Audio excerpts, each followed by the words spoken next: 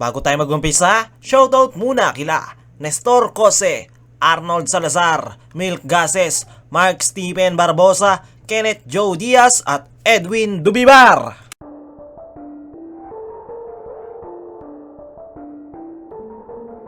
Kamusta mga chong? Nandito na naman tayo para sa PBA updates.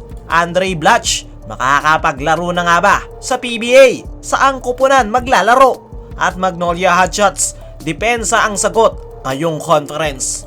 At good news para sa Barangay Ginebra, Stanley Pringle, hindi ACL ang injury at kailan nga ba makakabalik?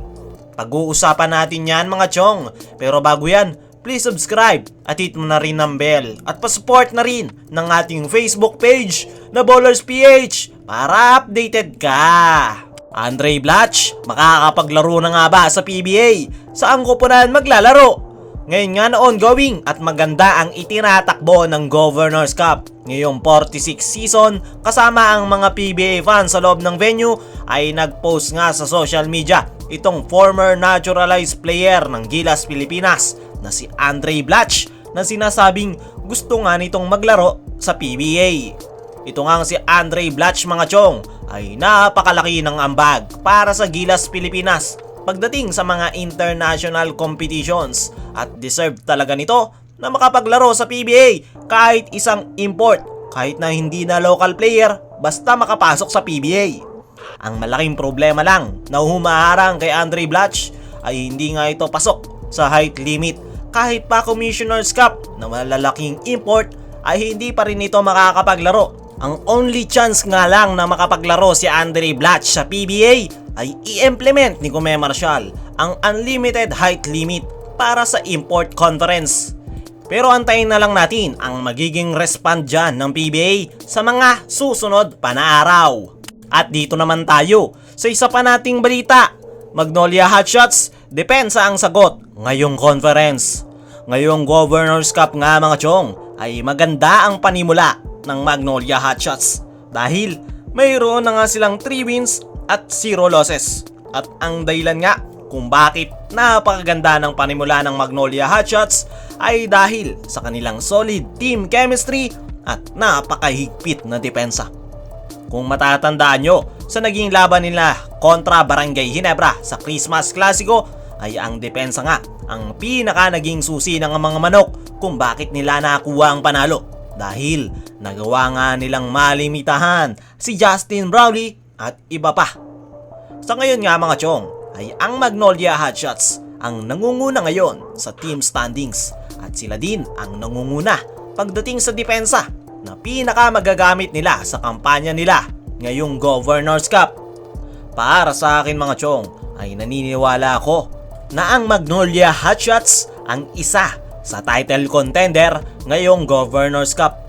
Lalo pat bagay na bagay nga sa kanila itong kanilang import na si Mike Harris dahil na i-complement nga nito ang laro ng mga local players ng mga manok.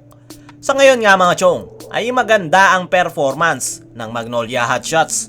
Pero tignan na lang natin sa mga susunod nilang laro kung magagawa ba nilang ipagpatuloy yan hanggang dulo. At dito naman tayo sa isa pa nating balita. Good news para sa Barangay Ginebra. Stanley Pringle, hindi ACL injury. Kailan nga ba makakabalik sa Barangay Ginebra?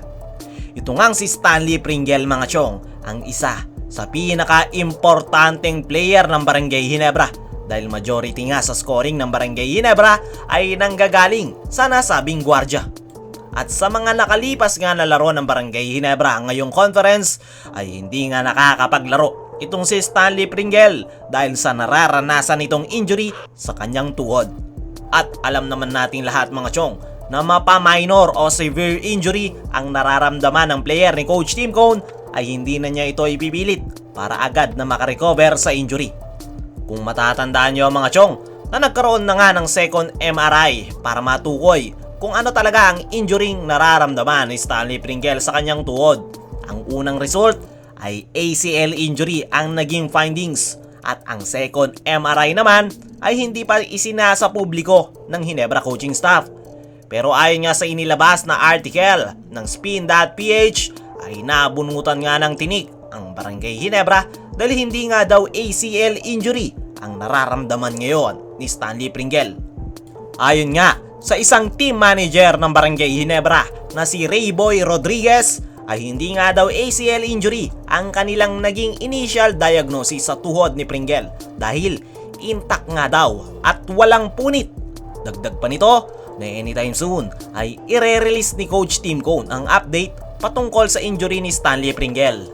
Sa ngayon nga mga chong ay magandang balita yan para sa Barangay Ginebra dahil may chance pa na makabalik si Stanley Pringle ngayong Governors Cup at makakatulong para depensahan ang kanilang kampyonato dahil hindi nga ACL ang injury ng nasabing gwardya. Ayon nga sa ating source ay kinakailangan nga lang ng ilang linggong pahinga ni Stanley Pringle at once na bumuti ang pakiramdam nito ay agad-agad din itong i-activate ni Coach Tim Cone sa kanyang lineup. Sa nakalipas nga na laro ng Barangay Ginebra kontra Magnolia Hotshots ay nag-uumpisa nang maramdaman ng Barangay Ginebra ang pagkawala ng isang Stanley Pringle sa kanilang koponan dahil kapag inalat nga ang laro ni Justin Brownlee ay wala nang tulong galing sa lokal na pwede sanang magawan ng isang Stanley Pringle.